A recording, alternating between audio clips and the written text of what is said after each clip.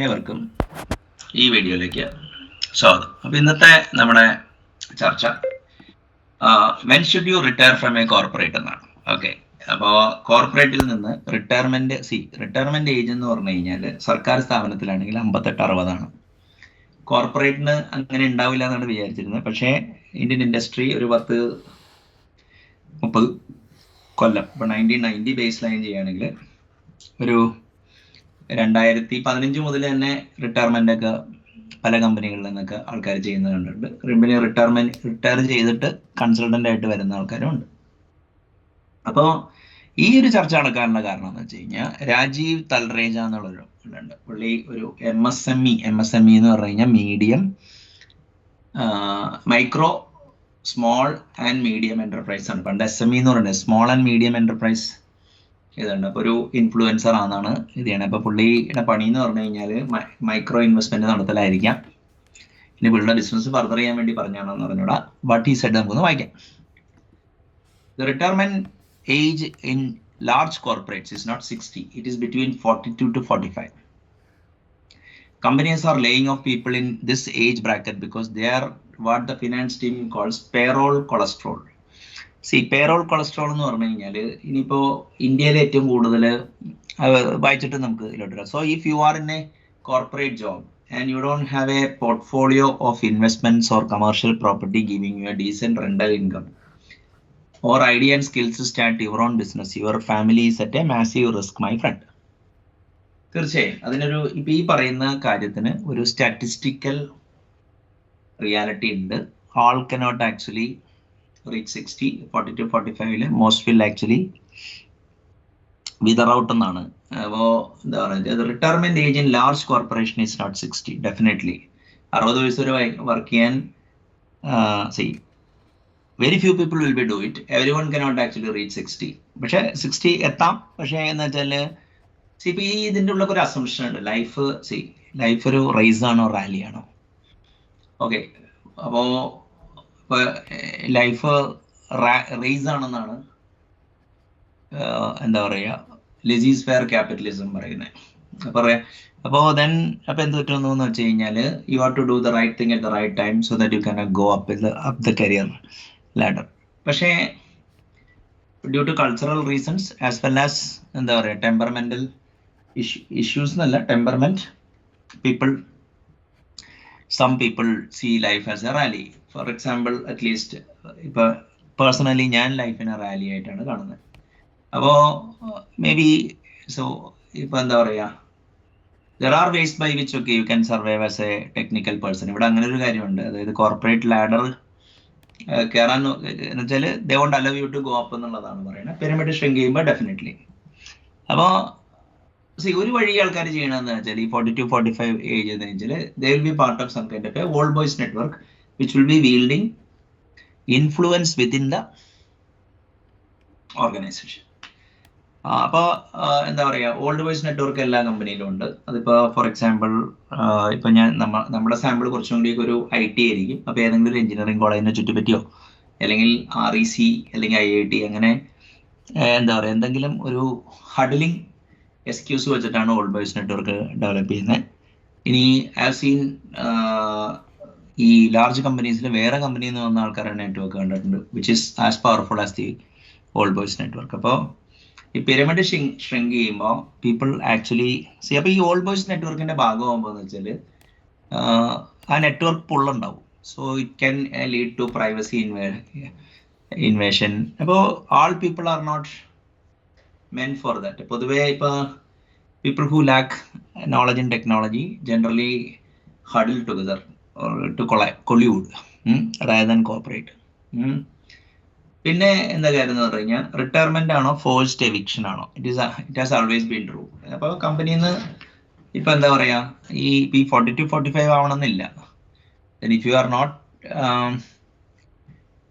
ഈ 42-45 ഉദ്ദേശിക്കുന്നത് എന്താണെന്ന് വെച്ചാൽ that person might be working in the company for at least 10 years.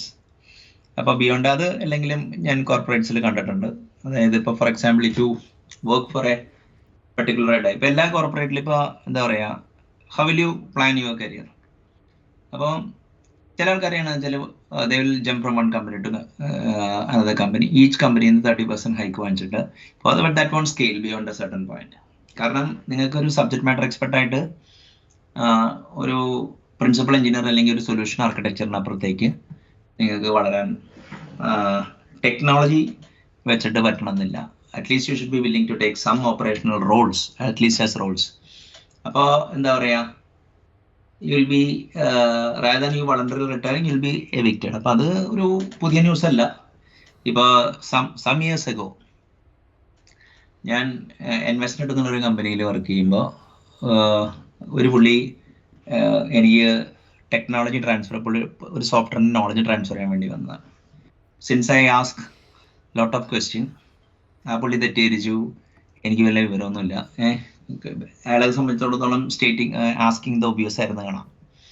അപ്പോൾ ഒരു JD വന്നു, അതായത് people who are above 33 need not apply എന്ന്. അപ്പോൾ ടെക്നോളജി ജോബിന്, കാരണം you are only good for എന്താ പറയുക സ്ട്രാറ്റജിക് റോൾസ് എന്നുള്ളത്, അല്ലെങ്കിൽ എന്താ പറയുക കോപ്പറേഷൻ റോൾസ് എന്നാണ് അവിടെ ഉദ്ദേശിച്ച സ്ട്രാറ്റജി എന്ന്. സ്ട്രാറ്റജിക് ആയിട്ടുള്ള ഓറൽസ് എന്താ പറയുക ഡയറക്റ്റ് സബ്ജക്ട് മാറ്റർ എക്സ്പെർട്ട് ആയിട്ട് വർക്ക് ചെയ്യുന്ന കാലം കഴിഞ്ഞു എന്നാണ്. അപ്പോൾ ഈ പ്രസ്തുത കക്ഷി എന്നെ കളിയാക്കുകയൊക്കെ ചെയ്ത് നിർത്താറായില്ലേ എന്നൊക്കെ പറഞ്ഞ് I was 35 at that point in time. അപ്പോൾ വ്യത്യാസം എന്താണെന്ന് വെച്ച് കഴിഞ്ഞാൽ എന്നെ ചൊറിഞ്ഞ കക്ഷി 45 വയസ്സായി കഴിഞ്ഞപ്പോൾ, അല്ല 35, പുള്ളിക്ക് 35 വയസ്സായപ്പോൾ ഞാൻ വർക്ക് ചെയ്യുന്ന കമ്പനിയുടെ 2 ക്യൂബിക്കിൾ അപ്പുറത്താ പുള്ളി. അപ്പോൾ ഞാൻ ചോദിച്ചു, എന്തായി 35 വയസ്സായല്ലോ, നിർത്താറായില്ലേ?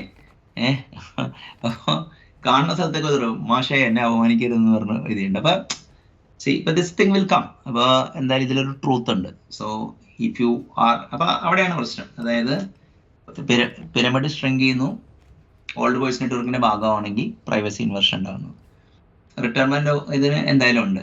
അപ്പോൾ പെട്ടെന്ന് തന്നെ ഓപ്പറേഷൻ റോളും മാനേജ്മെന്റും ഒക്കെ എടുക്കുക എന്നുള്ളതല്ലേ നല്ലതെന്നുള്ളതാണ് ശരിയാണ്. അത് അവിടെ തന്നെ ഒരു പ്രശ്നമുണ്ട്. അതായത് ഒരു ഓപ്പറേഷണൽ റോൾ കഴിഞ്ഞ് കഴിഞ്ഞാൽ ഒരു പ്രോജക്ട് മാനേജർ, ഒരു പ്രോഗ്രാം മാനേജർ, മാക്സിമം ഒരു ഡയറക്ടർ വരെ എത്തുമ്പോഴേക്കും ഇയാൾ റിട്ടയർ ചെയ്യേണ്ട ടൈമാവും. അപ്പോൾ ബി സ്കൂളിൽ പോകണോ, അങ്ങനത്തെ 100 കൂട്ടം പ്രശ്നങ്ങളുണ്ട് ഒരു കരിയർ ഷിഫ്റ്റ് ചെയ്യുന്ന. അപ്പോൾ എന്താ പറയുക, അവിടെയും ഒരു എലീറ്റ്, ഇപ്പോൾ ഹാർവാർഡിൽ നിന്ന് MBA എടുത്ത ആൾ, അങ്ങനത്തെയൊക്കെ 100 കൂട്ടം കുഴപ്പങ്ങളുണ്ട്. അപ്പോൾ എന്താ പറയുക, ഒരു ക്രിക്കറ്റേഴ്സിനെ മാതിരി തന്നെ ഒരു ഇപ്പോൾ എന്താ പറയുക, ഇപ്പോൾ രവി ശാസ്ത്രി, ഗൗതം ഗംഭീറൊക്കെ എന്താ ചെയ്തേ, they were players, but when they are past the prime ഒരു അഡ്മിനിസ്ട്രേറ്റേഴ്സ് ആയിട്ടും കോച്ചായിട്ടും മറ്റേ എന്താ പറയുക ഇങ്ങനെ കൂടുക എന്നുള്ളതാണ് പ്രകൃതിയുടെ നിയമം തന്നെ. ഇപ്പോൾ എന്താ പറയുക സ്പോർട്സ് ആണെങ്കിലും ഒരു ഇവോൾഡ് ഇൻഡസ്ട്രിയിൽ അങ്ങനത്തെ ഒരു പ്രോബ്ലം ഉണ്ട്. ഇപ്പോൾ ഓസ്ട്രേലിയയിലൊക്കെ എന്താ കാര്യം എന്ന് പറഞ്ഞാൽ ക്രിക്കറ്ററുടെ ഷെൽഫ് ലൈഫ് ഇന്ത്യയിലേക്കൊക്കെ വളരെ കുറവാണ്. ഇവിടെ ഫീസ് സ്മാർട്ട് ഗൈ ചിലപ്പോൾ അവിടെ അത്രയും ക്രിക്കറ്റേഴ്സ് എക്സൽ ചെയ്യുന്നുള്ളതുകൊണ്ട് 2020ക്കും മറ്റേതിനൊക്കെ വേറെ ടീം പരിപാടി തന്നെ കൊണ്ടുവന്നത് ഓസ്ട്രേലിയയാണ്. അപ്പോൾ ഇതുണ്ട്. അപ്പോൾ പേറോൾ കൊളസ്ട്രോൾ എന്നാണ് ഇത് ചെയ്യണം. അപ്പോൾ ഇയാൾ ഒരു എന്താ പറയുക പിത്തം അല്ലെങ്കിൽ ഗ്ലുട്ടണസ് ആണെന്നാണ് പറയുന്നത് ഈ 42. അതായത് ഇവരെ കൊണ്ട് വലിയ ഇതില്ല. ശരിയാണ്, കാരണം 40-45 ആകുമ്പോൾ ചിലപ്പോൾ ഡയറക്ട്ലി ബില്ലബിൾ റോളോ അല്ലെങ്കിൽ റവന്യൂ ആയിട്ട് ടാഗ് ചെയ്യാൻ പറ്റുന്ന കോൺട്രിബ്യൂഷൻ ആയിരിക്കണം എന്നില്ല, ഒരു ഇൻഡയറക്റ്റ് കോൺട്രിബ്യൂഷൻ ആയിരിക്കാം. അപ്പോൾ ഈ ഒരു പ്രശ്നമുണ്ട് അവിടെ. കറക്റ്റാണ്.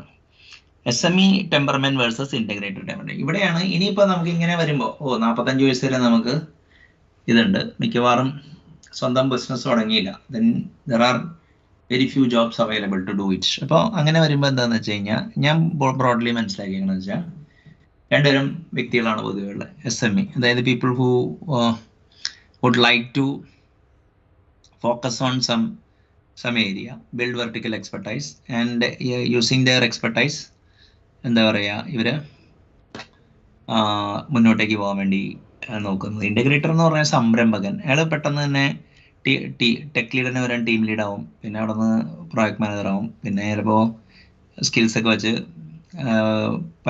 ഇയാളുടെ കോർഡിനേഷൻ സ്കിൽസ് വെച്ചിട്ട് ഓണ്ടർപ്രണർഷിപ്പിലോട്ട് പോകാൻ പറ്റും. അതാണ് ഇത് തന്നെ. പിന്നെ ഈ അടുത്ത പ്രശ്നം എന്ന് വെച്ച് കഴിഞ്ഞാൽ ഓക്കെ ഈ പ്രോബ്ലം ഉണ്ട്. ഒരു 10-35 വയസ്സാകുമ്പോഴേക്കും ആൾക്കാർക്ക് പേടിയായിരുന്നു. മിഡ് ലൈഫ് കരിയർ ക്രൈസിസ് എന്ന് പണ്ടേ ഉണ്ട്. അപ്പോൾ ചില ആൾക്കാർ എന്ത് ചെയ്യുന്ന വെച്ച് കഴിഞ്ഞാൽ ആൾട്ടർനേറ്റ് കരിയറിന് നോക്കും. അപ്പോൾ ഞാൻ എപ്പോഴും കണ്ടേക്കണമെന്ന് വെച്ചാൽ ഈ ആൾട്ടർനേറ്റ് കരിയറിലോട്ടുള്ള സ്വിച്ചും എൻട്രി ബാരിയറൊക്കെ ഭയങ്കര ഇതാണ്. ആൾട്ടർനേറ്റ് ഇൻകം ആണെങ്കിൽ തന്നെ ചിലപ്പോൾ MLM ഒക്കെ തുടങ്ങുന്നത് കാണാം. പിന്നെ ആൾക്കാർ വഴിമാറി നടക്കും. അപ്പോൾ ഇങ്ങനത്തെയൊക്കെ ഒരു പ്രശ്നമുണ്ട്. പിന്നെ എന്താ പറയുക വെച്ചാൽ ഈ എൻട്രി ബാരിയർ ഉണ്ട്. നമ്മളിപ്പോൾ IT-ൽ you study in a college or you start small in small and then eventually grow ചെയ്തിട്ട് പോകുമ്പോൾ ഒരു ടെക്നിക്കൽ മടിയുണ്ട്. അപ്പോൾ ഈ when you start a business ഒക്കെ you need to deal with the concrete. അതായത് ഒരു അനലോഗ് ആയിട്ടുള്ള കുറേ കാര്യങ്ങളുണ്ട്. ഡിജിറ്റൽ വേൾഡിൽ നിന്ന് ഫാർ റിമൂവ്ഡ് ആയിരിക്കും. ബ്രൈബ് ചെയ്യേണ്ട സ്ഥലത്ത് ബ്രൈബ് ചെയ്യണം. ലൈസൻസിങ് ഫീ ഹയർ ചെയ്യുമ്പോൾ സാലറി നെഗോഷിയേഷൻ 100 കൂട്ടം ഹ്യൂമൻ ഇഷ്യൂസ് ഉള്ളത് കൊണ്ട് ബിസിനസ്സിലേക്ക് എൻട്രി ബാരിയർ ഉണ്ട്. If somebody has worked in corporate till 42 to 45 accidental ഓണ്ടർപ്രണേഴ്സേ ഉണ്ടാവാറുള്ളൂ. ഭയങ്കര എന്താ പറയുക ഒരു ഇറ്റ്സ് വെരി ഡിഫിക്കൽട്ട്. അപ്പോൾ ശരിക്കും പറഞ്ഞു കഴിഞ്ഞാൽ what Talreja seems to be statistically true, but using some techniques. അപ്പോൾ for example at least in my case ഒക്കെ ഐ ആം നൗ 53.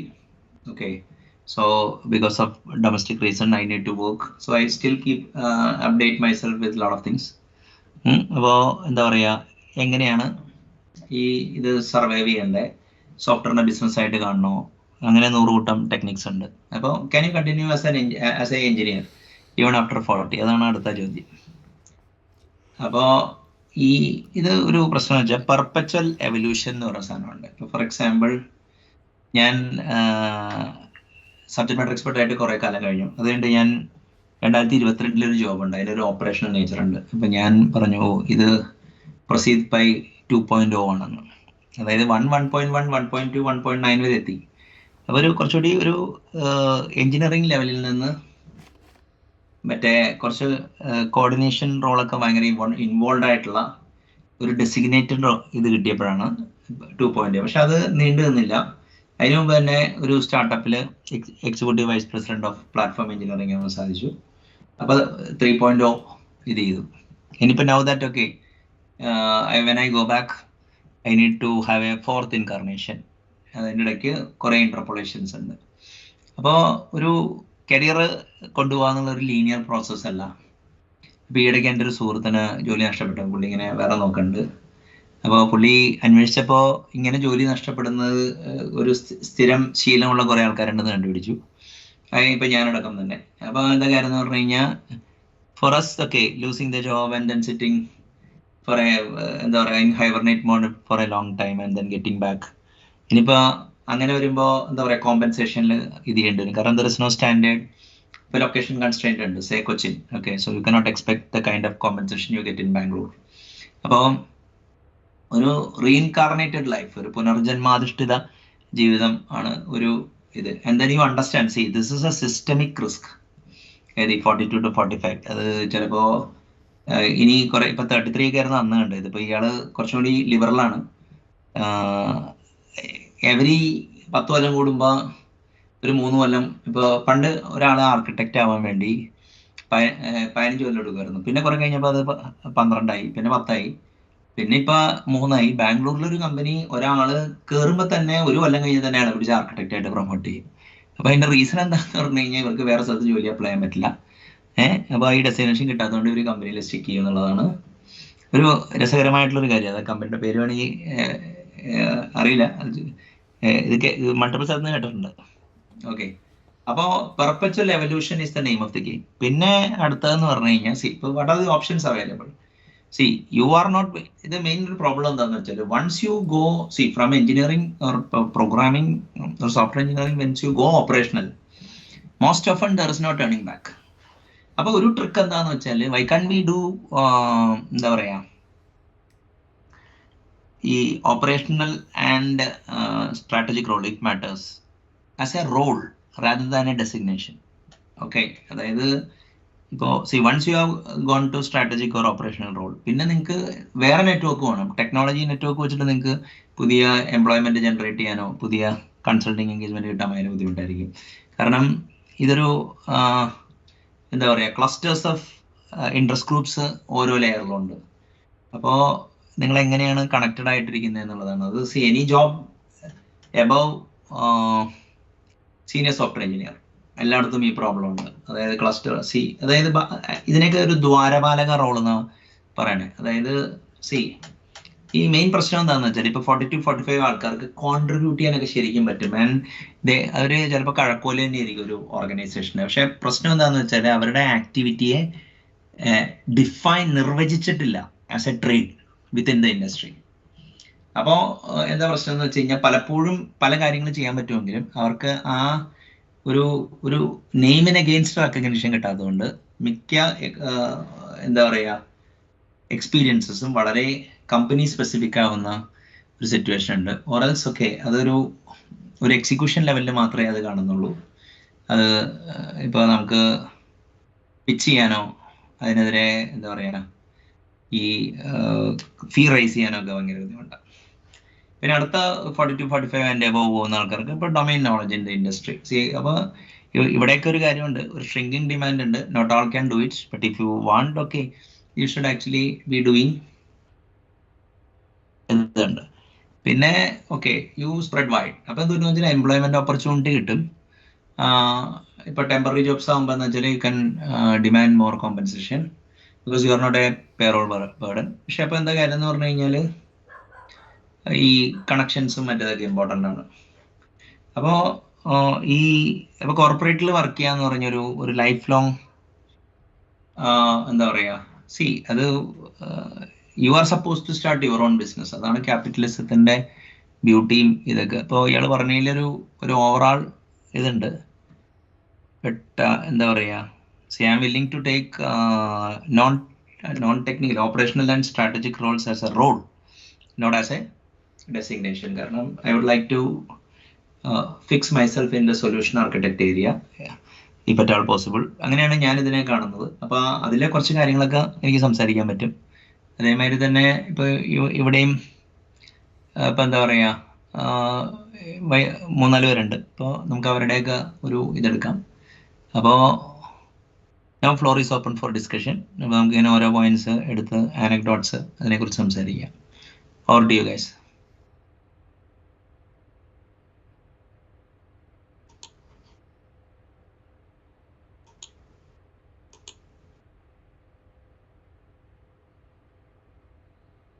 ഇല്ലേ? ആരുമില്ലേ?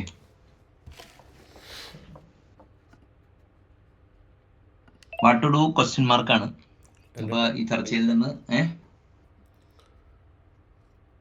ഇറ്റ് ഹാസ് ടു ചോദിച്ചത് അല്ല ഇപ്പൊ ഇതാണ് കോണ്ടെക്സ്റ്റ്. അതായത് ഈ 40-45 കഴിഞ്ഞു കഴിഞ്ഞാല് മറ്റേ പിരമിഡ് ഷ്രിങ്ക് ചെയ്യുന്നതുകൊണ്ട് ഈ ഇപ്പോ എന്താ പറയാ ഈ commercial property giving U decent income ഒരു കോർപ്പറേറ്റ് ജോബിൽ നിന്ന് പണ്ടൊക്കെ പറ്റുമായിരുന്നു. ഇപ്പൊ ഈ എക്സ്പെൻസ് കൂടിയപ്പോ അതിനുള്ള പോസിബിലിറ്റി ഉണ്ടോ? അല്ലെങ്കിൽ പിന്നെ ഇത് ഭയങ്കര അഗ്രസീവ് ഇൻവെസ്റ്ററോ അല്ലെങ്കിൽ നിങ്ങളിത് മുൻകൂട്ടി കണ്ടിട്ട് ഇത് തന്നെ. പിന്നെ ideas and skills to start your own business seems to be ഒരു സാധനം. പിന്നെ ഓഫ് കോഴ്സ് ഇപ്പോഴത്തെ കാലത്ത് വേറൊരു അസംഷൻ ഉണ്ട്, ഈ എന്താ പറയാ ബോത്ത് പാർട്ട്നേഴ്സ് ആർ വർക്കിംഗ്. അപ്പോൾ അങ്ങനെ വരുമ്പോൾ എന്താ വെച്ച് കഴിഞ്ഞാൽ കുറെ റിസ്ക് മിറ്റിഗേറ്റ് ചെയ്യാൻ പറ്റും. Or else at least you can buy time. അപ്പൊ ഇതൊരു സിസ്റ്റമിക് റിസ്ക് ആണ്. കുറച്ച് സൊല്യൂഷൻസ് ഉണ്ട്.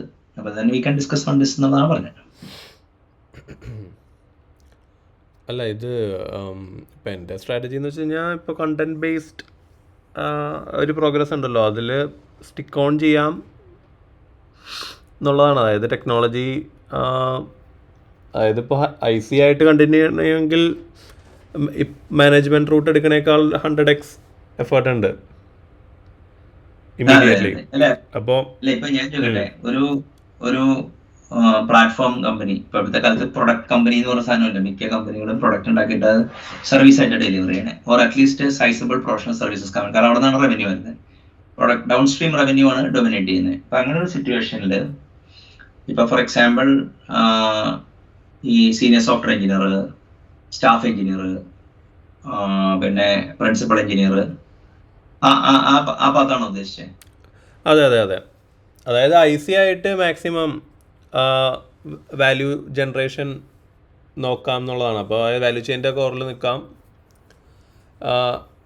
എന്നുള്ളത്. അപ്പോൾ അവിടെ ഡൊമെയിൻ അങ്ങനത്തെ കാര്യങ്ങളൊക്കെ ഇമ്പോർട്ടൻ്റ് ആവും. ചിലപ്പോൾ ഒരു ഡൊമെയിനിൽ മാത്രമേ നാവിഗേറ്റ് ചെയ്യാൻ പറ്റുള്ളൂ കുറച്ച് കഴിയുമ്പോൾ. അങ്ങനത്തെ പ്രശ്നമൊക്കെ വരാം. ഫുൾ ക്ലാരിറ്റി ഇല്ല. ടെക്നിക്കൽ ഡൊമൈൻ ഉണ്ട്, ഫംഗ്ഷണൽ ഡൊമൈൻ ഉണ്ട്. ഇപ്പൊ ഞാനിവിടെ ഫംഗ്ഷണൽ ഡൊമൈൻ ആണ് ഇവിടെ എക്സ്പ്ലിസിറ്റ്ലി എഴുതിയേക്കണേ. ഫംഗ്ഷണൽ തന്നെ. ഈ ടെക്നിക്കൽ ഡൊമൈൻ എന്ന് പറയുമ്പോൾ അത് ഇംപ്ലിസിറ്റ് അല്ലേ? അങ്ങനെ വേണമെന്നില്ല. ഇപ്പൊ ഫോർ എക്സാമ്പിൾ ഇപ്പൊ കമ്പ്യൂട്ടർ ഗ്രാഫിക്സ് അല്ലെങ്കിൽ LLVM അല്ലെങ്കിൽ കമ്പൈലർ കൺസ്ട്രക്ഷൻ, അതൊരു ടെക്നിക്കൽ ഡൊമൈൻ ആണ്. അല്ല, അത് അവിടെ ഞാൻ ഈ സ്പ്ലിറ്റ് കൺസിഡർ കൂടി ചെയ്യുന്നില്ല കേട്ടോ സാറേ. അവിടെ ഈ മറ്റേ ഡെലിവറി സ്ട്രാറ്റജി സ്പ്ലിറ്റ് ഇല്ലല്ലോ, അത് ഇൻ്റഗ്രേറ്റഡ് റോളാണ് അങ്ങനത്തെ സ്ഥലത്ത്. അതെ അതെ. അല്ല, ഈ എന്താ പറയുക, ഇപ്പൊ നമുക്ക് ഫംഗ്ഷണൽ ഡൊമൈൻ നോളജ് മാത്രമല്ല, ടെക്നിക്കൽ ഡൊമൈൻ നോളജിലും ഒരു ആഡഡ് അഡ്വാൻറ്റേജ് ആണ് ഇടയ്ക്ക്. അതായത് നിങ്ങൾ ഇപ്പൊ ഇൻഡസ്ട്രിയിൽ നിന്നൊക്കെ ബൂട്ടഡ് ആയെന്ന് വെച്ചോ, തിരിച്ചു കയറുമ്പോ അഡ്വാൻറ്റേജ് ഉണ്ട്. അതുണ്ട്. അല്ല, അതിപ്പോൾ സ്പെസിഫിക്കലി അങ്ങനെ പോയി ഇപ്പോൾ എടുക്കാൻ പറ്റില്ല. ഒരു കോണ്ടെക്സ്റ്റും കൂടി സപ്പോർട്ട് ചെയ്യണമല്ലോ പല കാര്യങ്ങളും. അതെ അതെ. അല്ല പറഞ്ഞു. അല്ല, ഇപ്പൊ ഞാൻ കാണുന്നത് എന്താന്ന് വെച്ച് കഴിഞ്ഞാൽ, ഇപ്പൊ മെയിൻ ഇപ്പോ ഈ വേൾഡ് IT ഇൻഡസ്ട്രി തന്നെ ഇപ്പൊ എന്താ വെച്ച് കഴിഞ്ഞാൽ, വൺസ് ഒരാൾ ഒരു പർട്ടിക്കുലർ കമ്പനിയിൽ ഒരു നിശ്ചിത കാലയളവിന് കൂടെ നിന്ന് കഴിഞ്ഞാൽ ഹാബിച്വേറ്റഡ് ആവുന്നുണ്ട്. പിന്നെ ഇപ്പൊ ഏതെങ്കിലും ഒരു ഫിനാൻഷ്യൽ സർവീസസ് ആണെങ്കിൽ, ഇപ്പൊ ഫോർ എക്സാമ്പിൾ ആ ഇൻഡസ്ട്രിയിൽ ഇങ്ങനെ ഗ്ലൈഡ് ചെയ്തു പോകും. ഇപ്പൊ KPMG, മറ്റേ ചില ആൾക്കാരാണെങ്കിൽ കൺസൾട്ടിങ് ആണെങ്കിൽ, ടെക്നോളജി കൺസൾട്ടിങ് ആണെങ്കിൽ KPMG, ഡെലോയിറ്റ്, മറ്റേ ഈ പറയുന്ന ഏൺസ്റ്റ് ആൻഡ് യങ് ഒക്കെ സിമിലർ ട്രേറ്റ്സ് ഉള്ള കമ്പനികളാണ്. നിങ്ങൾക്ക് മനസ്സിലായോ? അപ്പോ ഈ സ്റ്റാർട്ടപ്പ് ഗിവ്സ് യു ഓപ്പർച്യൂണിറ്റി. പക്ഷേ ഈ B2B സ്റ്റാർട്ടപ്പിലെ ടെക്കിക്ക് അഡ്വാൻറ്റേജ് ഉള്ളൂ. അല്ലെങ്കിൽ B2B എന്ന് പറഞ്ഞു കഴിഞ്ഞാല് ഡീപ് ടെക് കമ്പനികൾ വരുന്നില്ല സ്റ്റാർട്ടപ്പിലെ എക്കോസിസ്റ്റത്തില്. അപ്പോ പിന്നെയുള്ള വഴി എന്ന് പറഞ്ഞു കഴിഞ്ഞാല് ഈ മിക്ക കമ്പനികളിലും ഓപ്പറേഷൻസ് സെറ്റപ്പ് ചെയ്യുക, ടീം ബിൽഡ് ചെയ്യുക, അങ്ങനത്തെ കുറെ അവിടെയും ഞാൻ പറഞ്ഞില്ലേ, ഈ ചെറിയ ഒരു ഡ്രിഫ്റ്റ് ഉണ്ട് അങ്ങോട്ടേക്ക്. അതായത് ഓപ്പറേഷണൽ റോളിലോട്ട് നിങ്ങൾ കയറേണ്ടി വരും ടെക്നോളജിയെ ചുറ്റിപ്പറ്റി.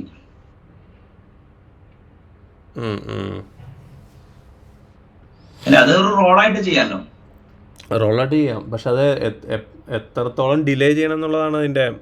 അതെ, അതായത് ഞാൻ പറഞ്ഞ വെച്ച് കഴിഞ്ഞാല്, ഇപ്പൊ ഡിലേ എന്നല്ല, ഇപ്പൊ ഇങ്ങനത്തെ ഒരു അവസരം ഇപ്പൊ ഞാനിപ്പോ ഇതിൽ കരിയർ പ്ലാനിങ്ങിൽ കാണുന്ന ഏറ്റവും വലിയ ഇതെന്ന് പറഞ്ഞു കഴിഞ്ഞാൽ, നമ്മൾ എത്ര ഹാൻഡ്സ് ഓൺ. ഇപ്പൊ മെയിൻ പ്രശ്നം എന്ന് വെച്ചാൽ, ഒരു എഞ്ചിനീയറോ സീനിയർ സോഫ്റ്റ്വെയർ എഞ്ചിനീയറോ ആയിട്ട് വർക്ക് ചെയ്യുന്ന ഒരു കാര്യം ആദ്യത്തെ ഒരു 10 കൊല്ലം വേണ്ട ആലോചിക്കുക പോലും വേണ്ട. അതായത് നമ്മൾ എന്തെങ്കിലും ടെക് ലീഡോ ടെക് ആർക്കിടെക്റ്റോ സ്റ്റാഫ് എഞ്ചിനീയറോ അങ്ങനെ എന്തെങ്കിലും ഒരു കുറച്ചും കൂടി എന്താ പറയാ, ഈ അവിടുത്തെ വർക്ക് ഫ്ലോ ആയിട്ട് ബന്ധപ്പെട്ട്, ഏതെങ്കിലും സ്ഥലത്തെ വർക്ക് ഫ്ലോ ആയിട്ട് ബന്ധപ്പെട്ട് കിടക്കുന്ന ആ വാല്യൂ ചെയിനിൽ മുകളിലോട്ട് കയറിയേ മതിയാവും, even if you R A dam good techie. അതെ, പറഞ്ഞില്ലേ, കാരണം ഇങ്ങനത്തെ ആൾക്കാരെ, അതായത് staff engineer and this thing, ഇവിടെ ഈ അജൈൽ സ്ക്രമിനെ പുറത്ത് മാറ്റി നിർത്താം, അറ്റ്ലീസ്റ്റ് പ്രിൻസിപ്പൽ എഞ്ചിനീയറിനെയൊക്കെ, അല്ലേ?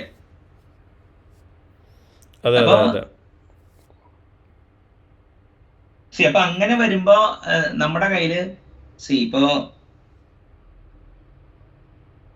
1 or 2 വെർട്ടിക്കൽസ് വേണമെന്ന് എനിക്ക് തോന്നുന്നത്. വേണ്ടേ?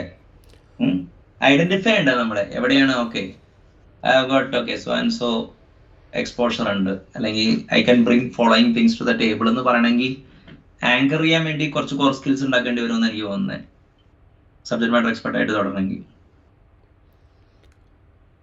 അതെ അതെ. ഇപ്പൊ എന്റെ കേസിൽ ഇപ്പൊ കൊച്ചിയിലൊക്കെ കൊച്ചി ട്രിവാൻഡ്രം ഒക്കെ ഞാൻ ചെയ്തത് എന്താന്ന് വെച്ച് കഴിഞ്ഞാൽ, ഈ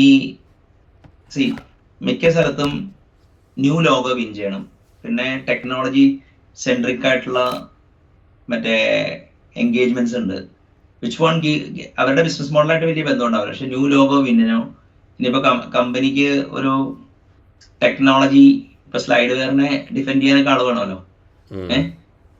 അപ്പൊ ആ ഒരു ലെവലില് ഹാവ് ബീൻ ഏബിൾ ടു, അങ്ങനെയാണ് ഈ 40-45 അല്ല 35 വരുമ്പോ തന്നെ തുടങ്ങും അത്. പക്ഷെ അത് വേറെ കാര്യമുണ്ട്. കാരണം even if you R A good technology person, പക്ഷെ ആ സിറ്റി അല്ലെങ്കിൽ ആ സൊസൈറ്റിയിലെ നിങ്ങളുടെ ഏജ് ഗ്രൂപ്പിലെ ആൾക്കാരുടെ ഒരു എന്താ പറയാ, ഇതേ നിങ്ങൾക്കും കിട്ടുള്ളൂ.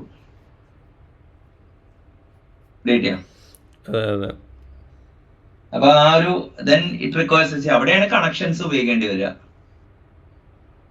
റെപ്യൂട്ടേഷൻ എക്കണോമിയിലും കൂടി നമ്മൾ റെപ്യൂട്ടേഷൻ ചെയ്യുക. അവിടെ പുസ്തകം എഴുതുക, ഇവന്റ്സിന് പോയി സംസാരിക്കുക, അതൊക്കെ മസ്റ്റാന്ന് എനിക്ക് തോന്നുന്നത്. മനസ്സിലായില്ലേ?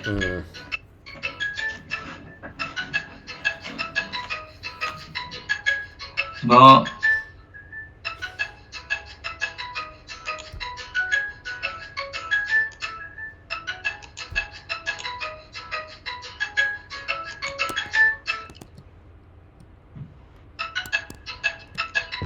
ഇപ്പൊ ഈ സാധനം കണ്ടോ,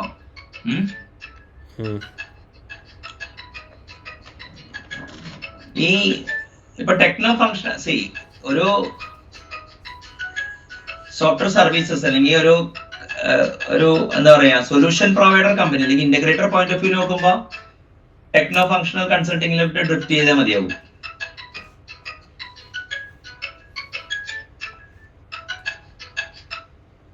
ചെറുതെ അവിടെയാണ് ഈ ടെക്നിക്കൽ ആർക്കിടെക്ചറും സൊല്യൂഷൻ ആർക്കിടെക്ചറും ഒക്കെ വരുന്നത്.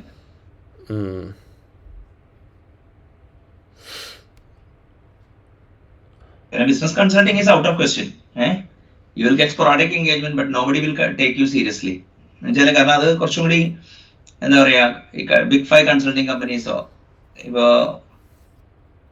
ടോപ്പ് ബി സ്കൂളിൽ നിന്നുള്ളവരൊക്കെ ഉള്ള അവരുടെയൊക്കെ ടീംസും, പിന്നെ അതിന് അവരുടേതായ സ്റ്റാൻഡേർഡ് പ്രൊസീജിയറും കംപ്ലയൻസും ഈ എന്താ പറയാ government compliance and governance large ഫ്രെയിംവർക്സും ഒക്കെയുള്ള കുറച്ചുകൂടി സ്റ്റാൻഡേർഡ് ഒക്കെ ആയിട്ട് മറ്റേ ഇൻഡസ്ട്രി സ്റ്റാൻഡേർഡിന്റെ ഒക്കെ ആ ലെവലിൽ ചിന്തിക്കണം. അത് അതിലോട്ട് നമുക്ക് ഏതെങ്കിലും ഒരു വെർട്ടിക്കലിലൊക്കെ എത്താന്നല്ലാതെ ഒരു ബിസിനസ് കൺസൾട്ടിങ് ഒരു ടെക്നോളജി, അതായത് കോഡറായിട്ട് തുടങ്ങിയവർക്ക് നല്ലൊരു ഓപ്ഷൻ ആണെന്ന് എനിക്ക് തോന്നുന്നുണ്ട്. Unless he goes to a B school and then gains the credential. ഈ ബി സ്കൂൾ നിങ്ങൾക്ക് നോളജ് നിങ്ങൾക്ക് ഉണ്ടാക്കി എടുക്കാൻ പറ്റും, ഇൻഫോർമൽ ചാനൽസ് ഉണ്ട്, പക്ഷേ നിങ്ങളെ സീരിയസ് ആയിട്ട് എടുക്കണമല്ലോ. അപ്പൊ അത് ഒരു ഇതാണ്. മനസ്സിലായി. അല്ല ഇപ്പം ഈ എക്സിസ്റ്റിംഗ് ഇപ്പൊ ക്രൈസിസ് ഫേസ് ചെയ്യുന്ന ആൾക്കാർക്ക് എന്താണ് ചെയ്യാൻ പറ്റുക? ഫസ്റ്റ് ക്രൈസിസ് ഫേസ് ചെയ്യാന്ന് പറഞ്ഞാല് പലരും അത് അംഗീകരിക്കാൻ തയ്യാറല്ല. എനിക്ക് പ്രശ്നം ഉണ്ടായില്ലല്ലോ, നിങ്ങൾക്ക് മനസ്സിലായ? അതിപ്പോ ഇപ്പൊ മെയിൻ പ്രശ്നം എന്താന്ന് പറഞ്ഞാല് ഓരോരുത്തർക്ക് അവരുടേതായ യാഡ് സ്റ്റിക്ക് ഉണ്ട്. ഇപ്പൊ ഓരോ പ്രായത്തിലും അല്ലെങ്കിൽ ഓരോ ഏജ് സെഗ്മെന്റിൽ ചെയ്യേണ്ട പണി കറക്റ്റായിട്ട് ചെയ്തില്ലെങ്കിൽ നിങ്ങൾക്ക് ചിലപ്പോൾ നല്ല ജോലിയൊക്കെ കിട്ടാം. അതായത് ഇപ്പൊ four example if you R competing with people who R ഒരു 2 ജനറേഷൻ ബിഹൈൻഡുള്ള ആൾക്കാരായിട്ടൊക്കെ കമ്പീറ്റ് ചെയ്യുമ്പോൾ നിങ്ങൾക്ക് അവിടെ ഫീൽ ഗുഡ് ഫാക്ടറും മറ്റേതൊക്കെ കിട്ടാം. പക്ഷെ എങ്കിലും എന്താ കാര്യം എന്ന് പറഞ്ഞു കഴിഞ്ഞാല് നിങ്ങൾ ആൾറെഡി സക്സസ് ആയെന്ന് വെച്ചാൽ അത് ലേറ്റ് സക്സസ് ഉള്ളവർക്കാണ് അതിന്റെ ഗുണമുള്ളത്. നിങ്ങൾ തുടക്കം മുതലേ പോകുന്ന സ്ഥലത്ത് മെയിൻ പ്രശ്നം എന്ന് വെച്ചാല് ഈ സബ്ജക്ട് മാറ്റർ എക്സ്പെർട്ടൈസ് വെച്ചിട്ടല്ല ഇൻഡസ്ട്രി സ്ട്രക്ചർ ചെയ്തേക്കണേ. അപ്പൊ അവിടെയാണ് ഈ എങ്ങനെ ഈ വാല്യൂ ചെയിനിൽ ഇപ്പൊ ഒരു എന്താ പറയാ ഒരു ഇൻഫോർമൽ സെക്ടർ ഒരു ചാനലിലൂടെയൊക്കെ വളർന്നു വരുന്നവർക്ക് വേൾഡ് ലെവലിൽ സബ്ജക്ട് മാറ്റർ എക്സ്പെർട്ട് ആവാൻ പറ്റുമോ? അയാൾ തന്നെ ഒരു വിഷയത്തിലല്ലേ ആവാൻ പറ്റുള്ളൂ, 1-2 വിഷയങ്ങൾ. അത് അങ്ങനെ നോക്കുമ്പോ അയാൾക്ക് റിസ്ക് കൂടുതലായിരിക്കില്ലേ ഇനിഷ്യൽ ടൈമില്. അപ്പൊ ലെങ്ത്തും അപ്പൊ ആ ഒരു പ്രോബ്ലം ഉണ്ട് ശരിക്കും അവിടെ.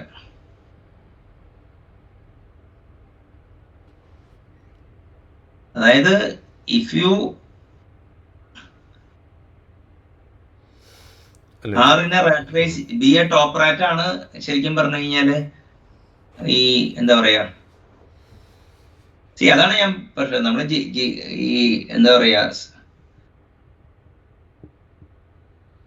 like see we should work, okay, but work should not dominate our life. പക്ഷേ ഒരു പ്രശ്നമുണ്ട്, അതായത് എന്താ പറയാ, as you age, as you mature, അതായത് ആദ്യകാലങ്ങളിൽ നിങ്ങൾ എന്താ പറയാ വെച്ചാല് ജീവിതത്തിന്റെ ഇടയിലാണ് വർക്ക് ചെയ്യണേ. പക്ഷെ at some point in time വർക്കിന്റെ ഇടയിലേക്ക്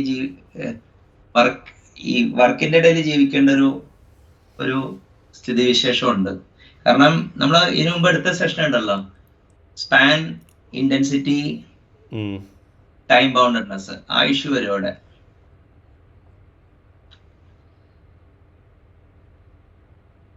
അത്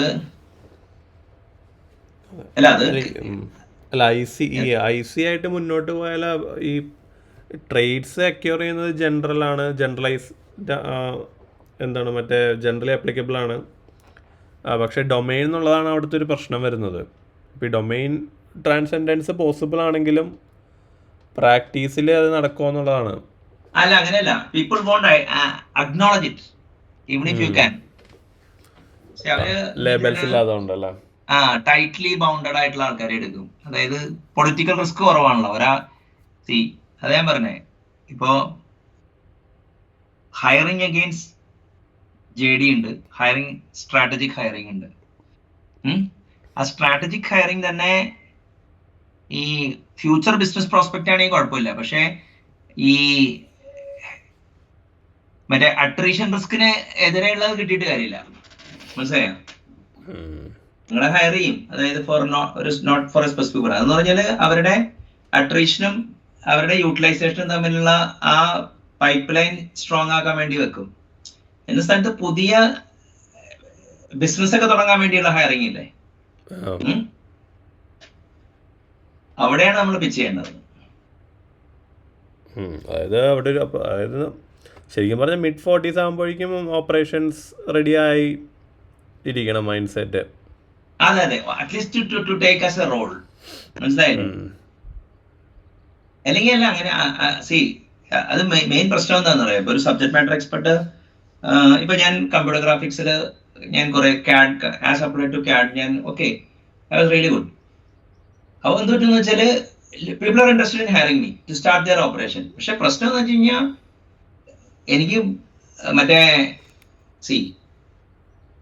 CAD CAM-ല് എഞ്ചിനൊക്കെ എഴുതിയിട്ടുള്ളതും അല്ലെങ്കിൽ അതിന്റെ മാത്തും ഇപ്പൊ നമ്മൾ ഓപ്പൺ ചെയ്യുന്ന പറഞ്ഞ് കൊടുത്താൽ ഓപ്പൺ ചെയ്യുന്ന 100 റെസ്യൂം വരും.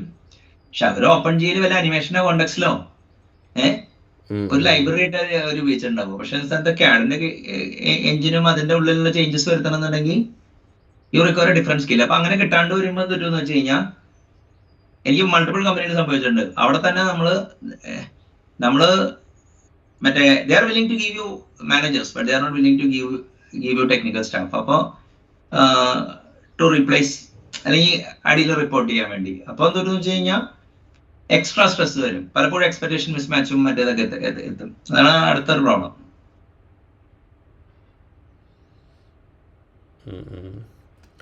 സാർ വേണമെങ്കിൽ മിഥുൻ്റെയും വൈശാന്റെയും കൂടി സ്ട്രാറ്റജിയും കൂടി കേട്ടിട്ട് വേണമെങ്കിൽ നെക്സ്റ്റ് ടൈം.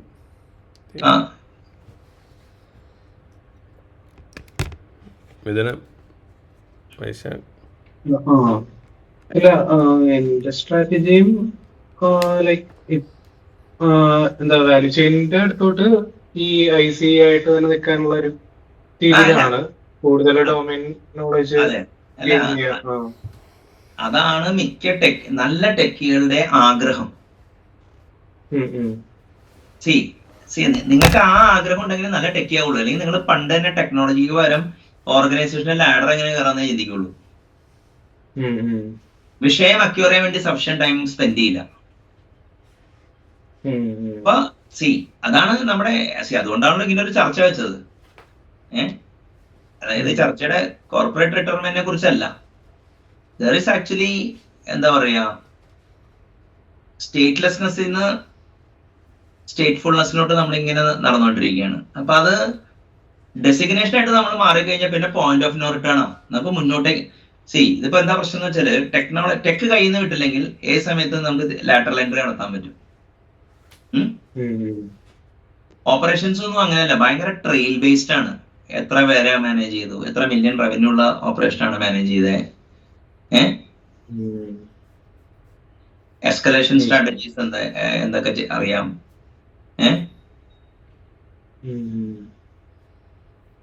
അതെന്ന് പറഞ്ഞു കഴിഞ്ഞാൽ കുറച്ചും കൂടി എന്താ പറയാ, നമുക്ക് പ്രൂവ് ചെയ്യാൻ പറ്റില്ല, മനസ്സിലായോ? ഓർ അറ്റ്ലീസ്റ്റ് നോയ്സ് കൂടുതലാ ആസ് യു ഗോ. പീറ്റർ പ്രിൻസിപ്പളിന്റെ രീതിയിലും പീറ്റർ പ്രിൻസിപ്പിൾ വരുന്നത് തന്നെ അതുകൊണ്ടാ, മനസ്സിലായില്ലേ? അതായത് there is osmosis to go up. അതായത് every man rises his level of incompetence ആണല്ലോ. അതായത് നിങ്ങൾ you become a good programmer, അപ്പൊ അവര് നിങ്ങളെ സീനിയർ സോഫ്റ്റ്വെയർ എഞ്ചിനീയർ ആക്കി. അവിടെ നിങ്ങളെ പിടിച്ച് ടെക് ലീഡ് ആക്കി. അപ്പൊ നിങ്ങൾ ഓരോ സ്ഥലത്ത് ചെല്ലുമ്പോഴും അവിടെ ഇൻകോമ്പറ്റന്റ് ആണ് നിങ്ങൾ, മനസ്സിലായ? അപ്പൊ അതൊരു എന്താ പറയാ, it becomes A this thing. അപ്പൊ ഇതിന്റെ ഉള്ളില് ഞാൻ പറഞ്ഞില്ലേ, ഒരു ഫസ്റ്റ് തന്നെ പോർട്ടബിൾ സ്കിൽസിൽ ഫോക്കസ് ചെയ്യണം. ഇപ്പൊ പോർട്ടബിൾ സ്കിൽസ് എന്ന് പറഞ്ഞാല് ഇപ്പൊ .NET ചെയ്യുന്ന ഒരാള്, അയാള് SQL സെർവർ, ASP.NET, മറ്റേ എന്താ പറയാ റൈസർ, അങ്ങനെ പറഞ്ഞല്ലെങ്കിൽ പിന്നെ ആംഗുലാർ, അങ്ങനെ ഒരു സാധനം ആയിരിക്കും, മനസ്സിലായോ നിങ്ങക്ക്? അത് തന്നെ 10 പ്രാവശ്യമൊക്കെ ചെയ്യും. അപ്പൊ വേരിയബിലിറ്റി ഉണ്ടാവില്ല നിങ്ങൾക്ക്, മനസ്സിലായില്ലേ? അപ്പൊ അത് ഭയങ്കര ഇമ്പോർട്ടന്റ് ആ. അതിപ്പോ ജാവ കമ്മ്യൂണിറ്റിയിലെല്ലാം വരാം അത്. ഇതിന് ഒരു ഈ പ്രശ്നമുണ്ട്. അപ്പൊ ഇപ്പൊ നമ്മളിപ്പോ ബാംഗ്ലൂരും കൂടി നെറ്റ് വരെ ഇത് ചെയ്യാന്ന് പറഞ്ഞു കഴിഞ്ഞാൽ, ഇപ്പൊ നമുക്കിപ്പോ ഒരു 10-15 പ്രോഗ്രാമർ ആർക്കിടൈപ്പ് ഉണ്ട്. അതായത് ഇപ്പൊ ഫോർ എക്സാമ്പിൾ ഇപ്പൊ എന്റർപ്രൈസിൽ തന്നെ എടുക്കുക, അതായത് ലൈബ്രറി എഴുതുന്നതാണ്. അപ്പൊ ലൈബ്രറി എഴുതുന്നതാണെന്ന് പറയുമ്പോൾ ഇപ്പൊ ഒരു ലൈബ്രറി അല്ലെങ്കിൽ SDK ഡെവലപ്മെന്റ് ജോബ്സ് ഉണ്ട്, പക്ഷെ വളരെ കുറവാണ്. ഓപ്പൺ സോഴ്സ് കമ്മ്യൂണിറ്റിയിലൊക്കെ ആ ഒരു ലെവലിൽ അറിയാം. പിന്നെ കമ്പനികൾക്ക് ഈ വേണ്ടത് ടൂൾ കിറ്റ്സ് ഒക്കെ എഴുതുന്ന ആൾക്കാർ, പിന്നെ ഫ്രെയിംവർക്ക് എഴുതുന്ന ആൾക്കാർ, അതൊരു മൂന്നാമത്തെ ടൈപ്പാണ്. എഞ്ചിൻ എഴുതാൻ അറിയാവുന്ന ഒരു പ്ലാറ്റ്ഫോം, പ്രൊഡക്റ്റ്, ആപ്ലിക്കേഷൻ, സർവീസസ്, പിന്നെ സൊല്യൂഷൻ, കൺസൾട്ടിങ്, ഇങ്ങനെ 10 രീതിയിലുള്ള എന്താ പറയുക ഡെവലപ്മെന്റ് ഉണ്ട്. അപ്പൊ അതിൽ നിങ്ങൾ കൂടുതൽ ഈ 10 എന്ന് പറഞ്ഞു കഴിഞ്ഞാൽ ഈ 10 മോഡലും 10 ടൈപ്പ് ഡെവലപ്മെന്റ് ഇല്ല. ഇപ്പൊ നിങ്ങൾക്ക് സൊല്യൂഷൻ, സർവീസസ്, ആപ്ലിക്കേഷൻ ഒരു ക്ലസ്റ്റർ, ഇപ്പൊ പ്രൊഡക്റ്റ് എഞ്ചിനീയറിംഗ് മറ്റൊരു ക്ലസ്റ്റർ, ഒരു വേറെ സ്കില്ലാണ്. പ്ലാറ്റ്ഫോം എഞ്ചിനീയറിംഗും എഞ്ചിനൊക്കെ എഴുതുന്ന ഏകദേശം സിമിലർ സ്കില്ലാന്ന് പറയാം. അപ്പൊ ഒരു 4 ടൈപ്പ് സ്കിൽസ് ഉണ്ടാക്കി കഴിഞ്ഞാൽ നിങ്ങൾക്ക് U can take different jobs എന്നുള്ളതാണ് ഞാൻ പറഞ്ഞു വരുന്നത് വിത്തിൻ ദ എന്റർപ്രൈസ് സ്പേസ്. അപ്പൊ ആ ഒരു ലെവലിലോട്ട് ഇത് ചെയ്യണം. അങ്ങനത്തെ കമ്പനീസ് ഇപ്പൊ കോർ വർക്ക് ഇപ്പൊ വരുന്നുണ്ട് ഇന്ത്യയില്. എന്ന് വെച്ച് കഴിഞ്ഞാൽ ഇപ്പൊ GCC എന്ന് കേട്ടിട്ടുണ്ടോ? അതായത് ഗ്ലോബൽ കോമ്പറ്റൻസ് സെന്റർ എന്ന് കേട്ടിട്ടുണ്ടോ ഇത്?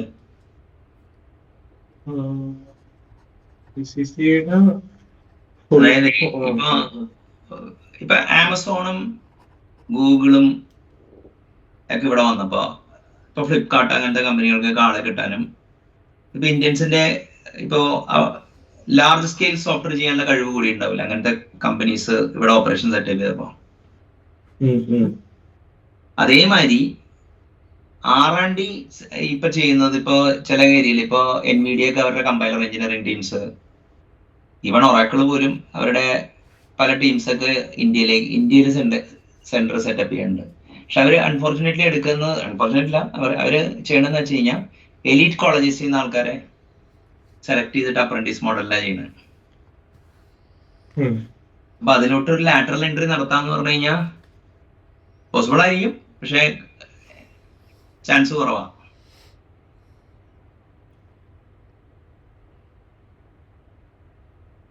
മനസ്സിലായി? അപ്പൊ നമ്മൾ അങ്ങനത്തെ കാര്യങ്ങള് നോക്കണം. ഇപ്പൊ ഞാനിപ്പോ ഒരു ഇതാണ് കേട്ടോ. അപ്പൊ ഞാനിപ്പോ ബാംഗ്ലൂർ LLVMന്റെ ഗ്രൂപ്പ് ഇതൊക്കെ കണ്ടപ്പോ എനിക്ക് മനസ്സിലായതാ.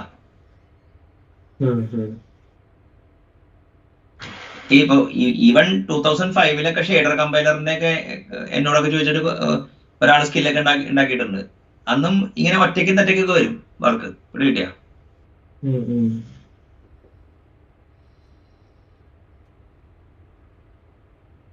അപ്പൊ അതൊരു ഇനിയിപ്പോ ഓണ്ടർപ്രണർഷിപ്പ് ആണെങ്കിൽ തന്നെ ലാർജ് സ്കെയിൽ ഓണ്ടർപ്രണർഷിപ്പ് ആകുമ്പോൾ അത് വേറെ ഗെയിമാ. ഏഹ് ഉം.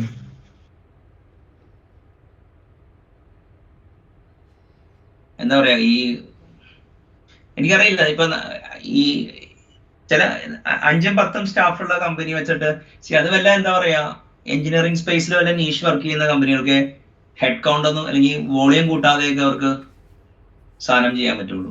മനസ്സിലായോ? ഉം.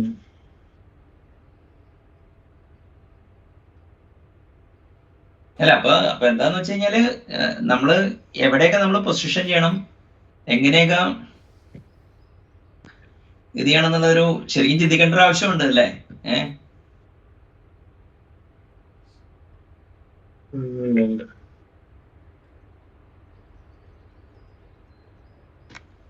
അല്ല ഇപ്പൊ ഞാൻ പറയുന്ന പോയിന്റ് എന്ന് വെച്ചാല് ഇനിയിപ്പോ നമ്മൾ നോക്കേണ്ടതെന്ന് വെച്ചാല് ഈ ജനറേറ്റീവ് AI ഈ പ്രോസസ്സ് ഫർദർ ഷോർട്ടൻ ചെയ്യുമോ,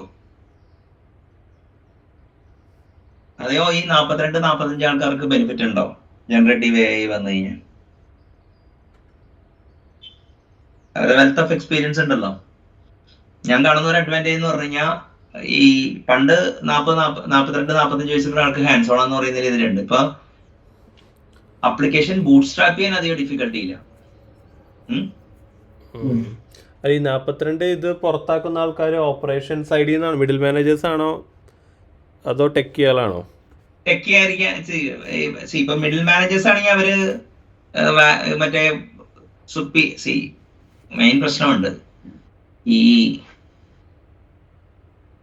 ഓപ്പറേഷൻസ് എന്ന് പറഞ്ഞ കമ്പനിയുടെ സ്റ്റാഫാ.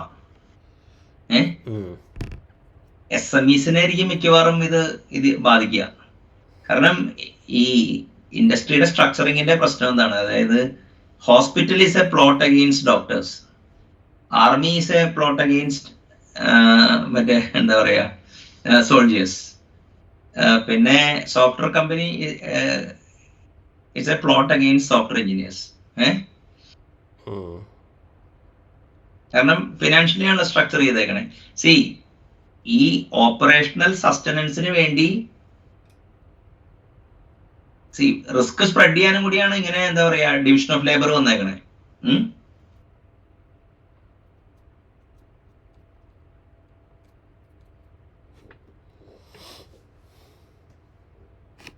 അത്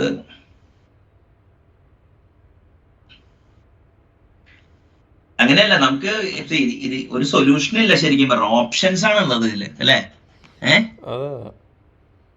അപ്പൊ when opportunity meets preparation it's called luck എന്ന് പറയും. അപ്പോ ഇങ്ങനെ ഒരു വേൾഡില്, അതായത് ഇനിയിപ്പോ ജനറേറ്റീവ് AI എങ്ങനെ ഇത് ഷോർട്ടൺ ചെയ്യോ ഇല്ല എന്നുള്ളത് ഇപ്പോഴൊന്ന് കാരണം ഈ ജനറേറ്റീവ് AI ഇപ്പൊ കുറെ സ്ഥലത്ത് വൈറ്റ് കോഡ് ചെയ്യുന്നുണ്ട്. ആൾക്കാരുടെ പ്രൊഡക്ടിവിറ്റി കൂട്ടുന്നതിന് തന്നെ ഞാനൊരു തോട്ട് എക്സ്പെരിമെന്റ് ഉണ്ടാക്കിയിട്ടുണ്ട്. കഴിഞ്ഞ ദിവസം നമ്മുടെ നാരായണമൂർത്തി പറഞ്ഞു അയാളുടെ പ്രൊഡക്ടിവിറ്റി 5 ഇരട്ടി കൂടിയിട്ടുണ്ടെന്ന്. ഇപ്പൊ ChatGPT വന്നപ്പോ മെയിലൊക്കെ ഇൻസ്ട്രക്ഷൻസ് കൊടുക്കുക, മെയിൽ ഡ്രാഫ്റ്റ് ചെയ്യുക, അതൊക്കെയാണല്ലോ. അപ്പൊ ഞാൻ അതിനെടുത്താലോ ഇയാൾക്ക് അല്ലെങ്കിൽ ആൾക്കാർ കൂടുതൽ വർക്ക് ചെയ്യണമല്ലോ. അപ്പൊ ഇയാള് പണ്ട് 40 മണിക്കൂർ വർക്ക് ചെയ്യുമായിരുന്നെങ്കിൽ ഇപ്പൊ അതിൽ 200 മണിക്കൂർ ആവില്ലേ? പക്ഷെ മിക്ക ടെക്കുകൾ എന്ത് ചെയ്യും, 10 മണിക്കൂർ വർക്ക് ചെയ്യും, 8 മണിക്കൂർ വർക്ക് ചെയ്യും, 2 മണിക്കൂർ വർക്ക് ചെയ്യും.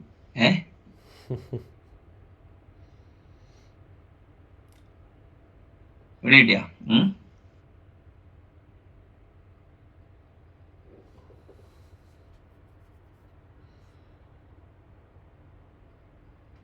ശരിക്കും പറഞ്ഞാൽ ഇതിലൊക്കെ ഒരു റിസർച്ച്, അതായത് ആരെങ്കിലുമൊക്കെ ഒരു ബുക്ക് എഴുതണം അല്ലേ ശരിക്കും? അതെ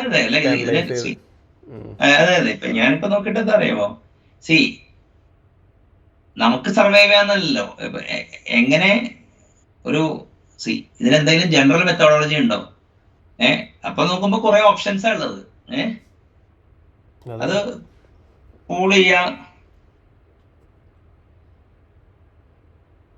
അങ്ങനല്ലേ? അത് ഇപ്പൊ ഇങ്ങനെ ഈ എന്താ പറയാ സീനിയേഴ്സിനെ കൊണ്ട് അപ്പൊ ഓട്ടോമേഷൻ വന്ന് പിന്നെ റിട്ടയർമെന്റ് ഏജ് 23 ആകുമോ 21?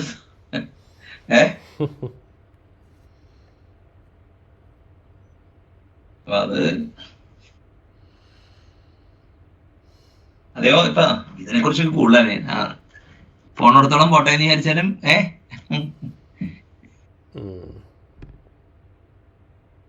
പക്ഷേ എന്താ പറയാ നമ്മള് റിസ്ക് മിറ്റിഗേഷൻ പ്ലാനും വെച്ചിട്ടാണല്ലോ നമ്മള് ഓരോ കാര്യങ്ങൾ ഡീൽ ചെയ്യേണ്ടത്. ഇതാണ് അതിന്റെ ഈ പെർപ്പച്വൽ എവല്യൂഷനെ കുറിച്ച് എന്താണ്, അങ്ങനെ റീഇൻകാർണേറ്റ് ചെയ്തിട്ടുണ്ടോ മിഥുൻ വൈശാഖ? എന്റെ ഇപ്പോഴത്തെ ജന്മം പോരാ. അപ്പൊ അതിനെ ഞാൻ വിളിക്കുന്നതേ എക്സിസ്റ്റൻഷ്യൽ റീഇൻകാർണേഷൻ എന്നാണ് ഞാൻ അതിനെ വിളിക്കുന്നത്. അതായത് ജീവിച്ചിരിക്കെ തന്നെ പുനർജനിക്കുക.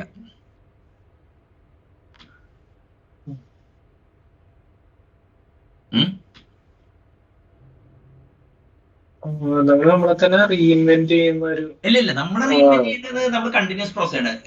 ഇപ്പൊ നമുക്കൊരു ലോകവീക്ഷണമുണ്ട്, അതെ ഇങ്ങനെയാണ് പോകേണ്ടത്, ഇതാണ് ഇൻഡസ്ട്രി.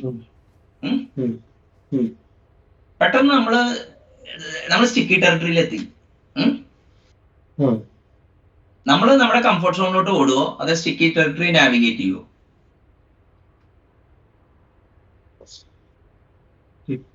ടെറിട്ടറി നാവിഗേറ്റ് ചെയ്യാൻ നോക്കുന്നത് ആയിരിക്കുമല്ലോ ഗ്രോത്ത് എന്നുള്ള രീതിയിലാണ് അല്ലേ? ഇപ്പൊ നമ്മൾ രണ്ടുപേരും കൂടി ഒരു സ്റ്റാർട്ടപ്പിൽ വർക്ക് ചെയ്തല്ലോ, അതൊരു സ്റ്റിക്കി ടെറിട്ടറി ആയിരുന്നില്ല ശരിക്കും. ഫർദർ ആരെങ്കിലും എക്സ്പ്ലോർ ചെയ്തോ?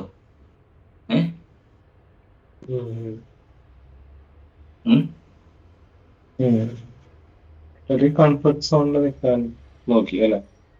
എല്ലാരും നോക്കും അങ്ങനെ. അപ്പൊ അതാണ് ഞാൻ പറഞ്ഞത്. അപ്പൊ ആ ഒരു കോർട്ടിംഗ് അവിടെയാണ് റീഇൻകാർണേഷൻ തന്നെ. ഇപ്പൊ ഞാൻ പറയട്ടെ, ഇപ്പൊ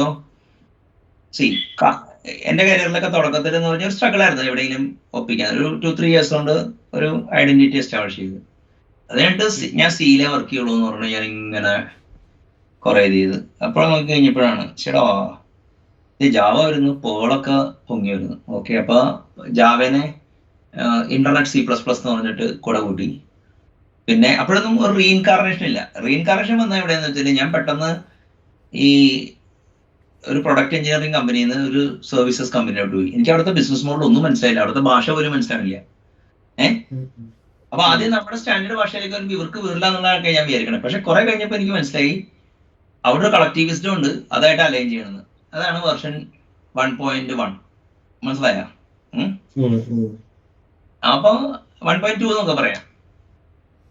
അത് കഴിഞ്ഞ് മറ്റേ ബാംഗ്ലൂർ പോയി കഴിഞ്ഞപ്പോഴാണ് നമ്മൾ കോടി ചെയ്താലും ബിസിനസ്സുകാർ ബിസിനസ് ചെയ്യുമെന്ന് മനസ്സിലാക്കി. അത് 1.3 ആയി. പിന്നെയാണ് NP ഹാർഡ് പ്രോബ്ലം, ഇങ്ങനത്തെ കുറെ കാര്യങ്ങളൊക്കെ വന്നപ്പോ എല്ലാം ചെയ്യാൻ പറ്റുമെന്നുള്ളതൊക്കെ എന്തെങ്കിലും ചെയ്യാൻ പറ്റുള്ളൂ എന്നുള്ളതായി. അപ്പൊ ഒരു 1.4 ആയി. മനസ്സിലായോ? നമ്മുടെ വീക്ഷണം തന്നെ മാറി. അതായത് കോൺഫിഡൻസ് കുറയാണ് ഓരോ ഇത് കഴിയുന്തോറും. കാരണം വിവരം ശരിക്കും പറഞ്ഞു കഴിഞ്ഞാൽ കോക്ഷ്യൂർനെസ് കോൺഫിഡൻസ് ആയിട്ട് ആൾക്കാർ മിസ്റ്റേക്ക് ചെയ്യുന്നുണ്ട്. അപ്പോ പിന്നെ അങ്ങനെ കൺസൾട്ടിങ് പല രീതിയിൽ ഇത് ചെയ്തെങ്കിലും ഒരു ഫണ്ടമെന്റൽ ഷിഫ്റ്റ് എടുക്കേണ്ടി വന്നതെന്ന് വെച്ചാൽ എനിക്ക് ഡെസിഗ്നേഷൻ ആയിട്ട് ഒരു ഓപ്പറേഷൻ റോൾ എടുക്കേണ്ടി വന്നു.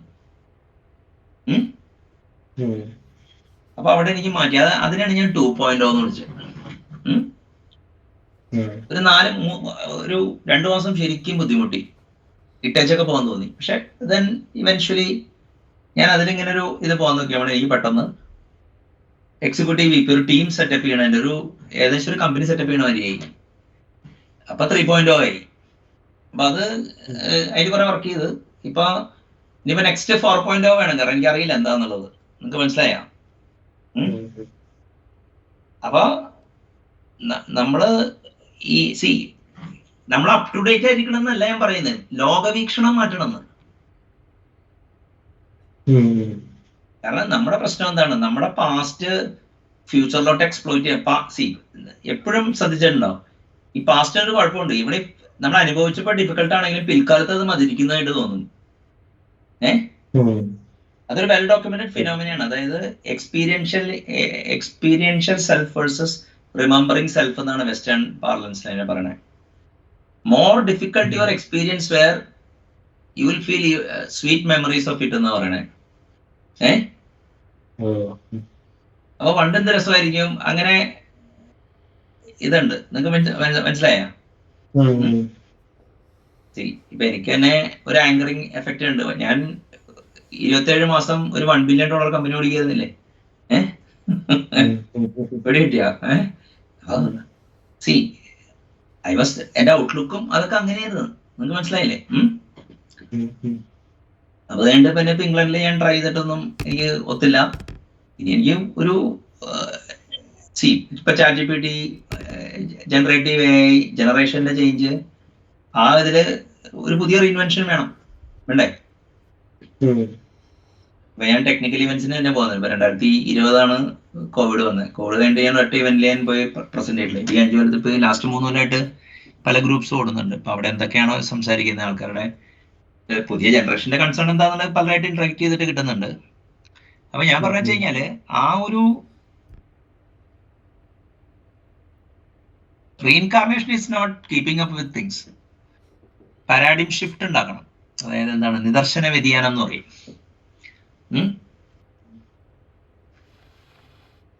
അപ്പൊ എങ്ങനെ പറയാ, നമ്മള് if you stick in a company for couple of years, നമുക്ക് എന്തായാലും ഈ റെസ്പോൺസിബിലിറ്റി ക്രീപ്പ് ഉണ്ടാവും.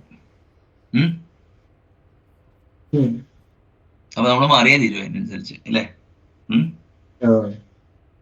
അപ്പൊ അത് അതൊരു ചിലപ്പോ നമുക്കൊരു പുതിയ വേർഷൻ ഈ എന്താ പറയാ, ഇടയ്ക്ക് എങ്ങനെ പറയാം, ഇപ്പൊ ടെക്നോളജി നമ്മുടെ ഫേവറേറ്റ് ടെക്നോളജി പെട്ടെന്ന് ഔട്ട് ഓഫ് ഫേവർ ആയി പോവുക, അല്ലെങ്കിൽ നമുക്ക് അതിന് വർക്ക് കിട്ടാതിരിക്കുക. റീഇൻവെൻഷൻ ഇല്ലാതെ ഒരു രക്ഷയില്ല. റീഇൻകാർണേറ്റ് ചെയ്യേണ്ടി വരും നിങ്ങൾ.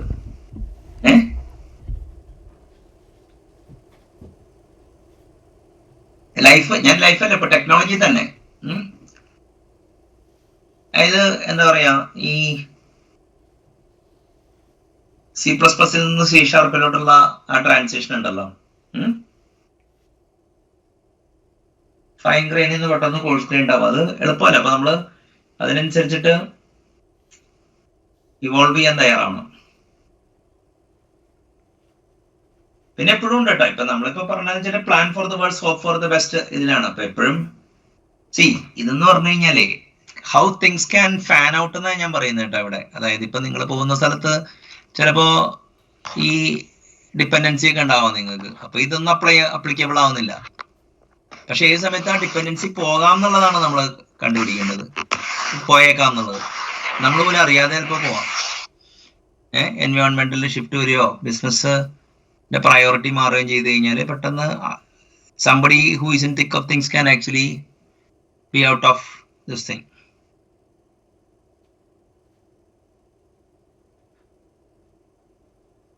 പിന്നെ ഇതിൻ്റെ ഉള്ളില് വേറൊരു പ്രശ്നം എന്ന് വെച്ച് കഴിഞ്ഞാൽ ഇപ്പൊ നമ്മൾ നല്ല ഹെവി EMI ആയിട്ടൊക്കെ നീങ്ങുകയാണെങ്കിൽ നമുക്ക് ഒരു ജോബ് പോയി കഴിഞ്ഞാൽ നെക്സ്റ്റ് ജോബിലോട്ട് ഷിഫ്റ്റ് ചെയ്യാൻ നമുക്ക് ടൈം കിട്ടില്ല ചെറുതെ. അപ്പൊ people will be forced to take whatever which comes in their way. അതുകൊണ്ട് പിന്നെ ദൈവത്തിൻ്റെ ഒരു കളിയുണ്ടല്ലോ, നിങ്ങൾക്ക് കവറ്റ് ചെയ്ത ജോബൊക്കെ കിട്ടും. നമ്മളിവിടെ ജോയിൻ ചെയ്തും കഴിഞ്ഞിട്ടുണ്ടോ? എനിക്കത് എപ്പോഴും പറ്റിയിട്ടുണ്ട്, മനസ്സിലായില്ലേ? ഇപ്പൊ നമ്മൾ ആരോടും പറയാതെ ഇപ്പൊ നമ്മളെ റെഫർ ചെയ്ത ആളായിരിക്കും. അപ്പൊ നമ്മൾ റെഫർ ചെയ്ത അടുത്ത് പറഞ്ഞു കഴിഞ്ഞാൽ എന്ത് പോക്കത്തിലാന്ന് അവൻ പറയും. അപ്പൊ നമ്മൾ ആരെ അറിയിക്കലുണ്ട്. പിന്നെ കാലങ്ങൾ കഴിഞ്ഞിട്ട് സാധനങ്ങളൊക്കെ എടുത്തു വെക്കും, എന്നിട്ട് പിന്നെ പറയേണ്ടി വരും. വേണ്ടി പ്രിപ്പയർ ചെയ്തിരുന്നത് ഞാനൊക്കെയാണ്. അവസാനം ഞാൻ UK വന്നപ്പോഴാണ് സാറിനതോ. അതെ അതെ അതെ അതെ അതെ അതെ അല്ല അതൊരു തരം അല്ല ഇപ്പോഴും മിണ്ടുന്നുണ്ട്. അല്ല അതുകൊണ്ട് നമ്മൾ ഇപ്പോഴും മിണ്ടുന്നുണ്ടെന്നല്ലേ? എനിക്കറിയില്ല. ഇപ്പൊ ഞാൻ പറയട്ടെ, ഇപ്പൊ എനിക്ക് ഇപ്പൊ മിഥുനും ജോസഫായിട്ട് എനിക്ക് കുഴപ്പമൊന്നുമില്ല ഉണ്ടായിരുന്നില്ല കേട്ടോ. ഇനി പറയാൻ പറ്റില്ല കേട്ടോ, ബേസ് റേറ്റ് വെള്ളമാണെങ്കിൽ ചിലപ്പോൾ അതും വന്നതന്നെ. അല്ല, ആ ഒരു അതൊരു ഗോൾഡൻ ഓപ്പർച്യൂണിറ്റി ആയിരുന്നെന്നാണ് എനിക്ക് തോന്നിയത് ടു ചേഞ്ച് ഇറ്റ്. അതും ഒരു ഡീപ് ടെക് കമ്പനിയൊക്കെ ഇപ്പൊ B2Cയിലാണ് എങ്കിൽ നമുക്ക് വലിയ ലേണിംഗ് ഒന്നുമില്ല. കാരണം we are focused on delivering the user experience.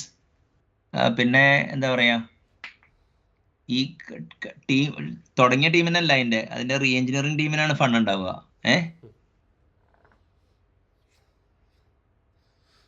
Deep tech ആണെങ്കിൽ എന്റർപ്രൈസസിലാണെങ്കിൽ B2B സ്പേസ് ആണ് ബെറ്റർ. തീർച്ചയായും. അതായത് എന്താ വെച്ചാല് നിങ്ങക്ക് എന്താ പറയാ, ഒരു ഇപ്പൊ പറയാനുള്ള ക്രെഡൻഷ്യൽസ്, നിങ്ങളുടെ ക്രെഡൻഷ്യൽസ് കൂട്ടും.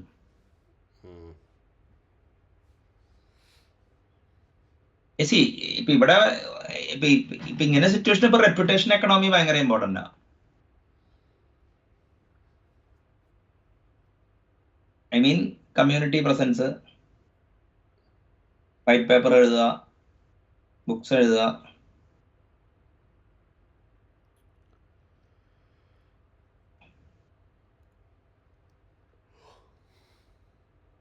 അപ്പൊ ശരിക്കും എന്താ പറയാ, രാജീവ് തൽരേജ പറയുന്നതിലൊരു കാര്യമുണ്ട് അല്ലേ?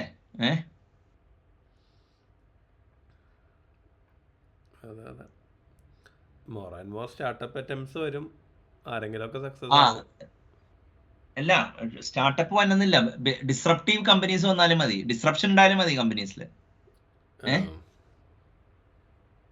അതല്ല ഞാൻ പറഞ്ഞ ഇങ്ങനത്തെ ഈ ക്രൗഡ് എന്ത് ചെയ്യും എന്നുള്ളതേ.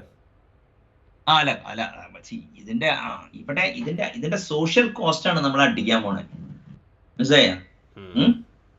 അതായത് if this is the case, even if you survive this through clever strategy, when large crowds are not able to do it, that will lead to social problem. അത് പണ്ടേ ഈ 2008 മറ്റേ റിസഷൻ വന്നല്ല, അപ്പൊ ഈ അത്രയും നാളും ഹൈക്കൊക്കെ വേണമെന്ന് പറഞ്ഞവർ എങ്ങനെയും ജോലി നിർത്തിയാൽ മതി, അപ്പുറത്തൊക്കെ ജോലി പോകുന്ന കഥയാണ് കേൾക്കുന്നത്. അപ്പൊ ഒരു പുള്ളി ഇങ്ങനെ ഒരു എന്തോ ഡയലോഗ് വിളിച്ചു, എനിക്ക് ഇഷ്ടപ്പെട്ടില്ല. ഞാൻ പറഞ്ഞു, ആലുവ ചന്തയില്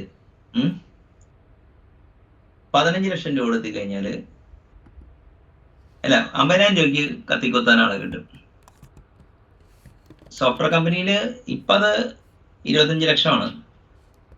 ഈ റിസഷൻ ഇങ്ങനെ പോയി കഴിഞ്ഞാൽ അത് 10 ലക്ഷത്തിൽ താഴെ വന്നു.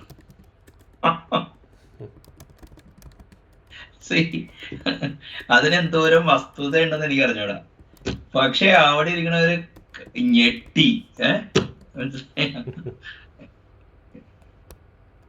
അപ്പൊ കത്തിക്കൊത്ത് ഇൻഡെക്സ് എന്ന് പറഞ്ഞ അത് അവിടെ ഒരു വേറെ പ്രശ്നം ഉണ്ടായിരുന്നു. അതായത് ഇപ്പൊ I was earning reasonably well. അന്ന് എനിക്ക് ഡ്രൈവ് ചെയ്യാൻ അറിഞ്ഞൂടാ, 4-വീലർ കേൾക്കണ്ടോ? അപ്പൊ എനിക്ക് ബൈക്കേ ഉള്ളൂ. അപ്പൊ എനിക്ക് കോർണർ സീറ്റ് കിട്ടി. കോർണർ സീറ്റ് കിട്ടി കഴിഞ്ഞപ്പോ സാധാരണക്കാർക്ക് കിട്ടൂല കോർണർ സീറ്റ്. പിന്നെ അറിയാലോ, എനിക്ക് സൊല്യൂഷൻ ആർക്കിടെക്ട് ഡെസിഗ്നേഷൻ ഒക്കെ ഉണ്ടായിരുന്നു. അപ്പൊ ഒരു വിഭാഗം വിചാരിച്ച ഞാൻ പിശുക്കനാണ്, അതുകൊണ്ടാണെന്നുള്ളത്. പിന്നെ ഞാൻ എന്ത് ചെയ്ത, ഓയിൽ പ്രൈസ് ഒക്കെ കൂടി കഴിഞ്ഞപ്പോ ആൾക്കാരെ പോട്ട് ഷോട്ട് എടുക്കാൻ വേണ്ടി ഞാൻ ബൈസൈക്കിൾ വാങ്ങിച്ചത്. സൈക്കിളിൽ ഞാൻ ഒരാഴ്ച തന്നു. പിന്നെ എനിക്ക് മനസ്സിലായി സൈക്കിൾ ഓടിക്കാൻ വേണ്ടിയുള്ള പെഡസ്ട്രിയൻ വേ ഒന്നും ഇല്ലല്ലോ തിരുവനന്തപുരത്ത്. ആൾക്കാർ വന്ന് തെറി പിടിക്കാനൊക്കെ തുടങ്ങി. ഇവിടെ കിട്ടിയാ അപ്പൊ ആ സമയത്ത് ഇവന്മാര് അപ്പൊ എന്തോ പറഞ്ഞപ്പോ ഞാൻ പറഞ്ഞ, എനിക്കിപ്പോ ഞാൻ പുതിയ വീട് വെച്ചിട്ട് 750 സ്ക്വയർ ഫീറ്റ് ആണ്. ഞാൻ ചിലപ്പോ ഫ്യൂച്ചറിൽ എന്റെ ബുക്കൊക്കെ വെക്കാൻ വേണ്ടി ചെയ്യും. ഈ 750 സ്ക്വയർ ഫീറ്റിന് മുകളിലുള്ള ഒരു വീട് ഇപ്പൊ 2 കുട്ടികളും ഇത് ആർഭാടായിട്ട് എനിക്ക് തോന്നിയേക്കാന്ന് പറഞ്ഞു. അപ്പൊ തമാശ എന്താന്ന് വെച്ചാൽ അവിടെ ഇരിക്കുന്ന പലരും പിന്നെ ഞാൻ പറഞ്ഞിട്ടെ, പറമ്പ് വിറ്റ് വീട് വെക്കണ പരിപാടി എനിക്കില്ല എന്ന് പറഞ്ഞു. എന്നിട്ട് അതിന്റെ മുകളില് അപ്പൊ ആ കൂട്ടത്തിൽ ഏറ്റവും പൈസക്കാരനാണ് എന്റെ ഫ്രണ്ടായത്. അയാൾക്ക് മനസ്സിലായി എന്റെ എന്താന്ന്. ഈ സോഫ്റ്റ്വെയർ കമ്പനിയിലെ പൊങ്ങച്ചമുണ്ടല്ലോ, ഇങ്ങനെ പറയുമ്പോ ഞാൻ ഇവരെ ഗ്രൗണ്ട് ചെയ്യാൻ ഉപയോഗിക്കണതാ. അപ്പൊ പറഞ്ഞാണത് ഈ സോഷ്യൽ അല്ല, ഞാനത് ഇവിടെ പറയാൻ കാരണം, ഈ ലാർജ് നമ്പർ ഓഫ് പീപ്പിൾ ഇങ്ങനെ ഇത് വരുമ്പോ അവര് ചിലപ്പോൾ ഇൻഷുറൻസ് ഏജന്റ് ഒക്കെ ആവും, പിന്നെ നമ്മൾ 10 പേരെ ഇൻഷുറൻസ് എടുക്കേണ്ടി വരും അല്ലേ? അതെ അപ്പോ പിന്നെ പാർട്ണറാക്കും, പിന്നെ ഒരു എല്ലാ മാസവും 500 രൂപ ഇടുന്നു ഈ ബിസിനസ്സിലോട്ട് എന്നൊക്കെ പറഞ്ഞ അങ്ങനെ 25 രൂപ. അപ്പൊ ഇൻഷുറൻസുകാരെ ഞാൻ ഓടിച്ചത് എനിക്കൊരു ടേം ഇൻഷുറൻസിന്റെ പോളിസി വേണമെന്ന് എടുത്തരാൻ ഇതിലെന്തോ കമ്മീഷൻ കുറവൊന്നുണ്ട്, ഒരു വരില്ല പിന്നെ അറ്റ്ലീസ്റ്റ് ഒരു ടൈമിലിട്ട്. ഇപ്പൊ എനിക്കറിഞ്ഞൂടാ, കാരണം ഞാനിട്ട് പറഞ്ഞ് നിങ്ങളിപ്പോ ടേം ഇൻഷുറൻസ് വിൽക്കുകയാണെങ്കിൽ ഹൈ നെറ്റ്വർത്ത് ഇൻഡിവിജ്വൽസിനൊക്കെ നിങ്ങൾ മുട്ടിച്ചേരാൻ പറ്റും. അയാളെ നിങ്ങൾക്ക് തന്നില്ലെങ്കിൽ അയാളുടെ നെറ്റ്വർക്കിൽ നിന്ന് നിങ്ങൾക്ക് വേറെ ക്ലയൻസിനെ കിട്ടുമെന്ന് പറഞ്ഞിട്ട് മനസ്സിലാവണമെന്ന്. അപ്പൊ ഈ ഇൻവെസ്റ്റ്മെന്റ് ലിങ്ക്ഡ് അപ്പൊ ആ ഒരു പ്രോബ്ലമാണ് ഇതിന്റെ ഉള്ളിലുള്ളത്. അപ്പൊ നമുക്ക് ഇന്ന് വൈൻഡ് ചെയ്താലോ? ഓക്കെ. അപ്പോ ഇന്ന് നമ്മുടെ ചർച്ച when should you retire from A corporate എന്നാണ്. ഇപ്പൊ റിട്ടയർ ചെയ്യേണ്ടി ഇപ്പോ അക്കോർഡിംഗ് ടു രാജീവ് തൽറേജ ഒരു ഐദർ ഒരു forced eviction or voluntary retirement is on cards if you are not careful എന്നാണ് പറയുന്നത്. By that time what he says is okay, you should have decent income from എന്താ പറയുക rental income വേണം. അത് ചിലപ്പോ വരാട്ടോ. അതായത് ഇപ്പൊ ഒരു സിറ്റിയുടെ സബർബ് പെട്ടെന്ന് നമ്മൾ റെസിഡൻഷ്യൽ പ്രോപ്പർട്ടിക്ക് വേണ്ടി വാങ്ങിച്ച സാധനം പെട്ടെന്ന് സബർബ് കമേഴ്ഷ്യൽ ആയി കഴിഞ്ഞാൽ അവിടെ എന്തായാലും കൺസ്ട്രക്ഷൻ ഒക്കെ വെച്ചിട്ട് ഇൻകം ഒക്കെ ഉണ്ടാക്കാം. പക്ഷെ അതൊക്കെ as you go further virtual assets own ചെയ്യുന്നത് ഇനിയിപ്പോൾ കോർപ്പറേഷൻ്റെ പണിയാണ്. അപ്പോൾ അതത്രയും വലിയതല്ല. അപ്പോൾ ideas and skill to start your own business ആണ്. അപ്പോൾ who will be the right partner, privacy invasion 100 കാര്യം ഇതുണ്ട്. അപ്പോൾ അങ്ങനെ വരുമ്പോൾ ഇതിൻ്റെ ഒരു കാരണം എന്താണെന്ന് വെച്ച് കഴിഞ്ഞാൽ this has been true for a long time. This fellow has highlighted it. അപ്പോൾ ഈ ഷ്രിങ്കിങ് പിരമിഡ് ആണ് അതിൻ്റെ കാര്യം. അപ്പോൾ some people mitigate this by being part of the old boys network depending upon the companies.